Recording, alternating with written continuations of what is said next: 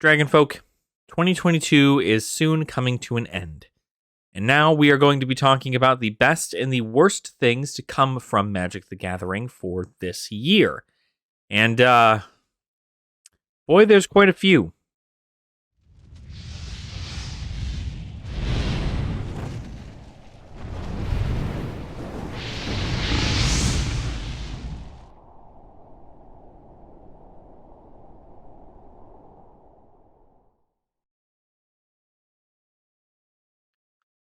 Welcome on in, Dragonfolk. I hope you're all having a fantastic day. I know I am. My name is Ashen Wings, and today we are going to be going over the best and the worst of Magic the Gathering in 2022. So I think really there's a lot of more worse here than there is best, but I do want to talk about some good things that did come from this year and kind of go into more in-depth stuff. So obviously, we'll start off with the worst, and then we'll move on to a best, and we'll kind of flip-flop, right? So one of the worst things to happen is that this year's been very, very turbulent for Magic the Gathering fans and has actually lost a decent amount of them to go to play other things or even just sell their collections.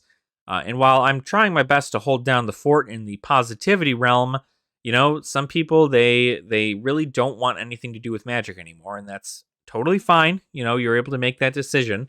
But, you know, I do suggest that if you did leave Magic the Gathering, to check it out in a couple of years when all this kind of passes over and see whether or not it's something you're willing to get back into. So we'll talk about a bad thing. That was also kind of a good thing, but it's mostly a bad thing that happened during this year, which was the Commander Legends Battle for Baldur's Gate / Double Masters 2022 debacle. So Commander Legends Battle for Baldur's Gate came out right around June, and we got a whole bunch of info on that stuff. It was not really a lot of Commander reprints that were in the set, but it did contain quite a bit of good stuff in it. It was a fun little flavorful set.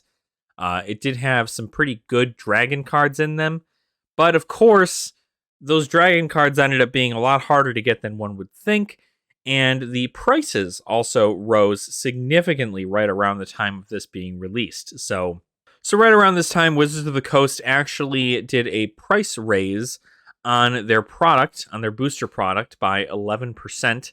So this is a very turbulent time. A lot of people were buying boxes at a much higher rate than they would normally, although it wasn't like a drastic amount. But Commander Legends Battle for Baldur's Gate was really, really bad for LGSs, because LGSs ended up buying them at a higher rate, only for them to then be dethroned as the set of the month for Double Masters 2022. Double Masters 2022 was not only spoiled just days after the release of Commander Legends Battle for Baldur's Gate, but they even snuck in some full art borderless cards from Double Masters 2022 into the collector boxes of Commander Legends Battle for Baldur's Gate. Almost like a teaser, right? Like they meant to do that on purpose. And this ended up being such a bad thing because all this product that was Commander focused, right? Everyone at the LGS knows the Commander stuff is where it's at. People want Commander cards. So this set having Commander in it means that this is going to be a set for their player base, right? They're going to be able to get the most profit from this set because it's based around Commander. Well, guess what? Double Masters 2022 had all the Commander reprints that the Commander Legends did not have, and it was such an incredibly better set. It had a new chase card in it. It was, you know, still premium enough, and it was well worth the time to get the cards. A lot of staples, a lot of well-known cards throughout Magic's history got a reprint in this set, and it quickly became literally one of the best things that happened this year for Magic the Gathering was Double Masters 2022. So it's a weird duality because essentially Commander Legends had to fail in order for Double Masters to do as absolutely well as it did.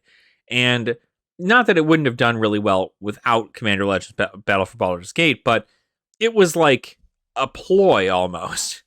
So that entire thing occurred. That was a wild time. Double Masters 2022 still going strong. I suggest if you're able to pick up Double Masters 2022 that you probably should, because the product is really, really, really still decently priced for even for a collector box, right? A collector booster box. You only get 4 packs, but it's like $240 some for a box. They're decently priced if you want to hold them sealed. If you want to get the singles, it's also a good time to pick them up because that product has been opened a lot. So a lot of those singles are pretty cheap. So now that we went from a bad to a good, we'll go ahead and move on to another bad. Let's talk about secret layers, okay? Secret layers were rampant this year. There were about 48 plus secret layers this year alone.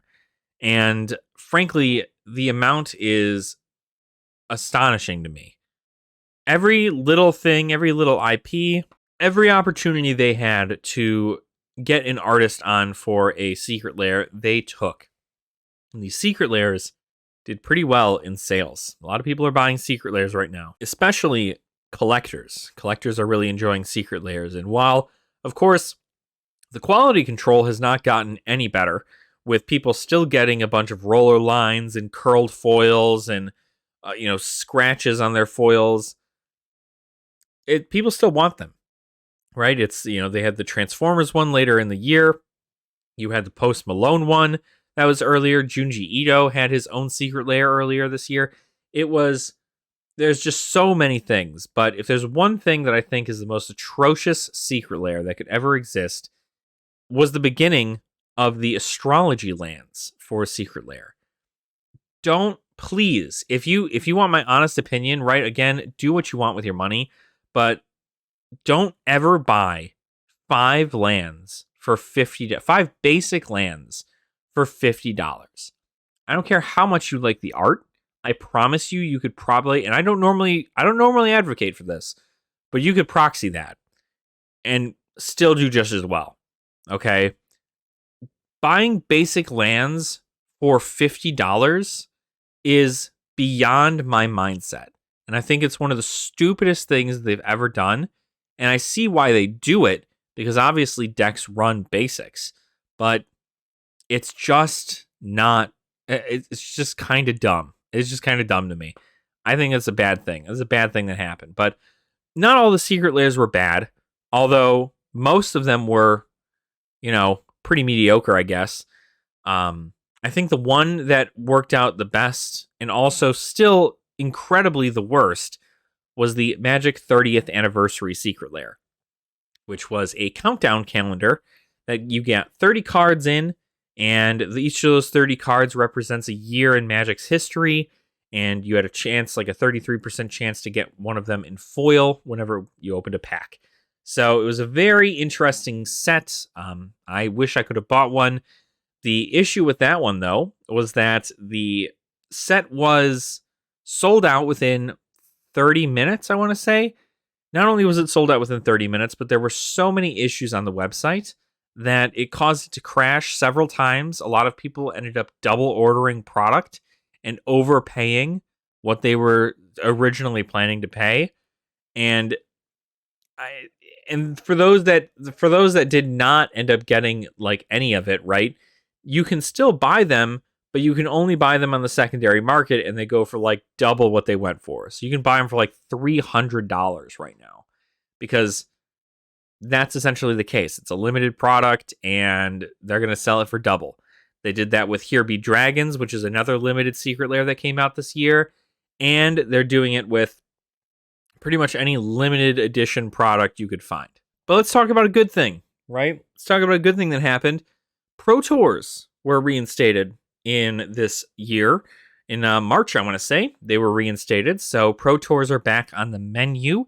I know back in 2021, they essentially told everybody to F off and that they weren't going to do in-person Pro Tours anymore because obviously we were in the middle of the pan pizza.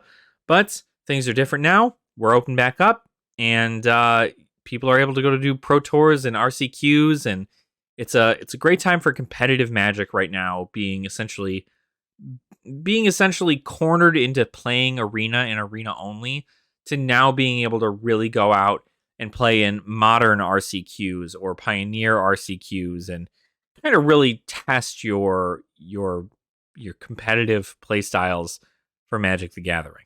Another good thing to come out of this year was pretty much the reintroduction of chase cards in all of the like expansion sets. So a lot of people have been asking for chase cards since back in Kaladesh and the Masterpiece series and so on and so forth. They really like chase cards. Chase cards have been a big thing for a lot of people. And so because of that, they were like, well, we've got these things. This is going to work out. Kamigawa Neon Dynasty came out with the Neon Inks, which were very, very hard to find and are still pretty expensive. You have the gilded foils from Streets of New Capenna. You have the textured foils from Double Masters 2022.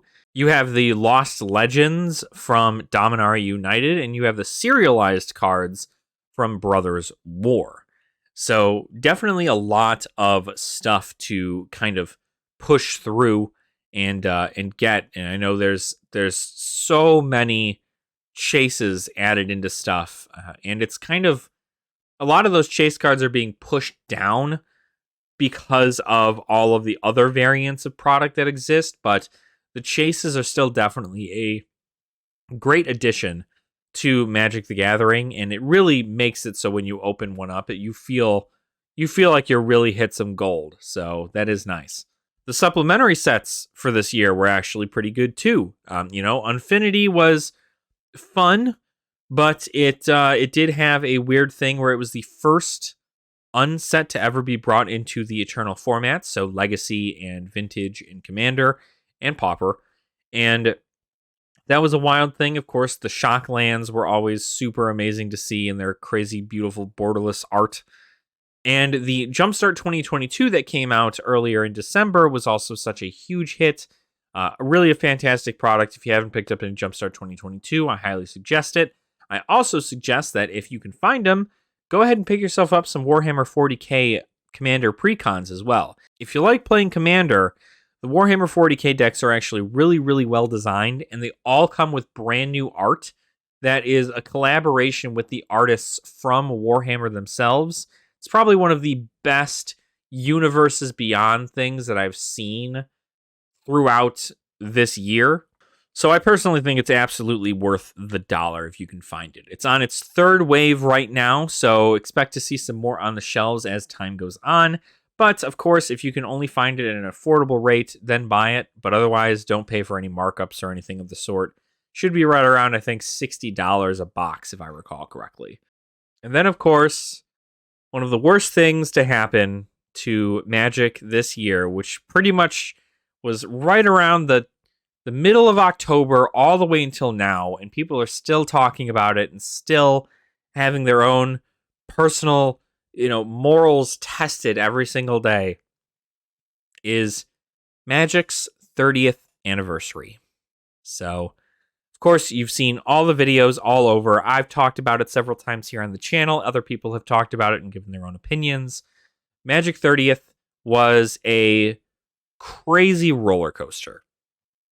Wizards of the Coast decides to print a anniversary edition that's much like the collector's edition from 1994 for beta, but instead of them making it an entire collection of cards, they instead make it into 4 booster packs that are randomized, that only contain 15 cards in them, and you can buy 4 booster packs for $1,000.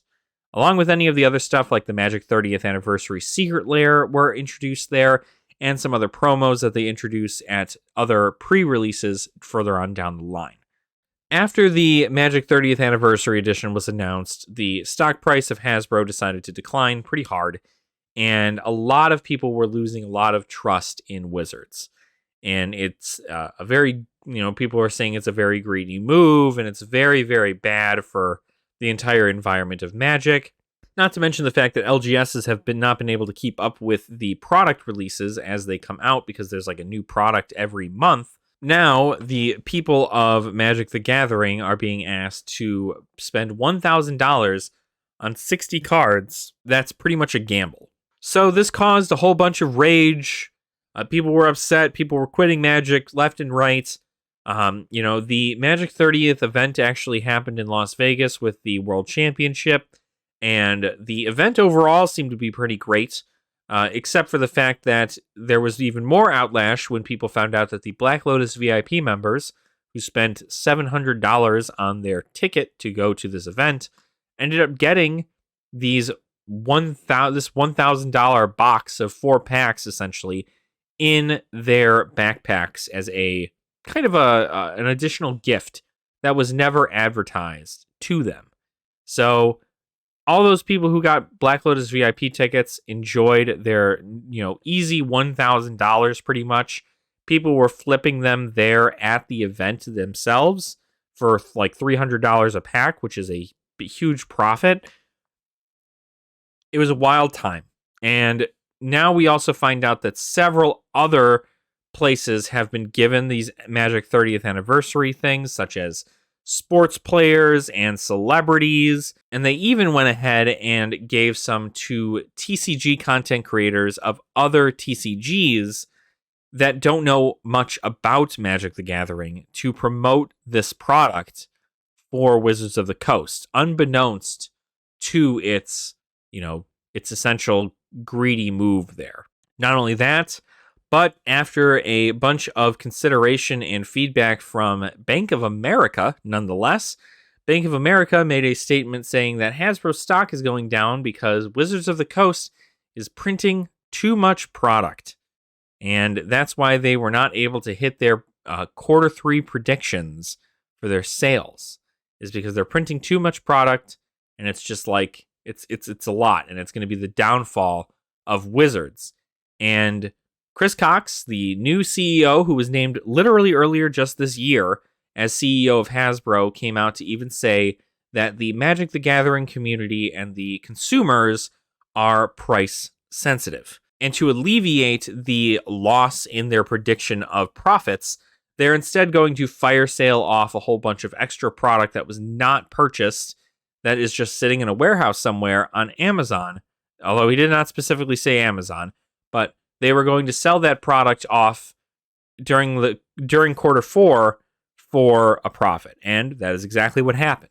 We had a whole bunch of sales on Amazon, and we still have sales on Amazon right now for very cheap boxes of Magic the Gathering if you went to go look. Even with all of this happening, eventually it comes to the point where the CEOs, they have to make a decision, and so they talk with us. They have a fireside chat somewhere around mid-November talking about the state of Magic the Gathering. They were asked these questions about the state of Magic and what it's going to do for the company itself. And that brings us into 2023. This message that Chris Cox and Cynthia Williams being the president of Wizards of the Coast, they had said that their plan to continue printing product to demand, which means that they can print as much or as less as they want, depending on how many people demand the product, that is their motive, and they're going to continue doing that for sets for as long as they can continue to do so. And they also understand that the consumers are price sensitive. They do not expect consumers to purchase every single product that comes out. And they hope to, instead of making it one product that everybody buys, they want to make it a bunch of separate products that people who only like specific things buy, so they can target more markets, as opposed to just dealing with one and hoping that it spreads into the rest of the format. So this brings a lot of weird stuff going into 2023. Where do I think Magic is going to be in 2023? Well, I think it's going to be almost exactly like 2022, if I'm being entirely honest. I don't know whether or not we're going to be seeing as many chase things. I know for Phyrexia All Will Be One, there is not a chase card in them that I'm aware of. I don't know whether or not any of the cards have like a 3 to less than 1% rate in pull, because that would be considered chase for me. But there may be some in March of the Machines. We know a bit more about March of the Machines, The Aftermath, which is a supplementary epilogue set that is coming out. That's a brand new thing that Wizards is trying out in 2023. Then, of course, we move on past the Phyrexian stuff and go back into Eldraine in September. And there's several other sets in between, such as Dominaria Remastered in January. And it's just, there's a lot, right? There is still going to be a lot of product. Expect a new product at least every month. That is what I expect in 2023. And honestly, if we get a new product every 2 months, that would be a little bit easier on the old loadout. They seem to have a lot lined up, and obviously they are working 2 years behind schedule pretty much. What we are seeing now is something that they were working on 2 years ago. And I imagine that that is a lot of to do with where the state of the world was 2 years ago, which is why I expect this next year of 2023 and maybe even early 2024 to be a very interesting time for Magic the Gathering. There's going to be a lot of changes going on, a lot more secret layers. Expect so many more secret layers. There's going to be a lot of secret layers. More commander decks, more sets, more variants, more fun booster product, more gag sets, more universes beyond. There's going to be more. But going into 2023, I think I'm going to have the same mentality that is going to be with 2022. And that is, I am going to buy what I want to buy. And lucky for me, what I want to buy is singles from the dark. That's what I want to buy. I do not have to buy any of the new stuff for Magic the Gathering, although some of the things do look pretty cool. I will actually just stick to Arena to be playing Magic the Gathering for right now. And if I happen to come across some buddies who want to play Commander and play around for a little bit, I have a couple Commander decks already. I can go buy singles for said Commander decks. I can go make new Commander decks, and I can budget them. I can do the whole thing, and I'll never have to give a single dime to Wizards of the Coast in 2023. But, of course, right, I am going to still promote a whole bunch of other product that comes out. I know we do talk a little bit about Flesh and Blood, and I do still want to do some box openings for some of the new products so I can do a little review for everybody about the product itself.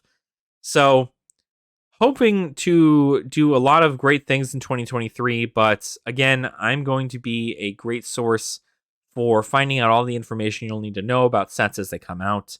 And again, we're here to have very positive discussion about Magic the Gathering, and I do love an open mind. So if you have a differing opinion, I'd love to hear from you what you think 2023 is going to be like for Magic the Gathering. And hopefully, it's all good, right? Hopefully, we get past this. We start forgetting about Magic's 30th anniversary, and we start moving forward into the world and no longer needing to bicker and fight about whether or not you bought a discounted box on Amazon. You know what I mean? So, hopefully you guys enjoyed this video. I know it was a kind of a longer one as far as a recap goes, but I did want to talk about some of the big key points that happened during this, during this year. And if I happen to miss anything or something that you felt was more important than what I talked about, please make sure to let me know in the comments down below. I'd love to go ahead and gather up as much data as possible in regards to any of my videos and my feedback. So feel free to let me know down there. While you're writing that comment, make sure to like the video and subscribe to the channel as well if you have not already. And you can also look in our description for a Patreon link if you wish to support the channel in a more monetary sense. We do also have a channel membership up too, so if you just wanted to check that out, I believe I should have an emote up for that pretty soon here. So any way you can help the channel out is amazing, but it is absolutely not necessary. So thank you all so much, and I will see you all very soon. Nerd out.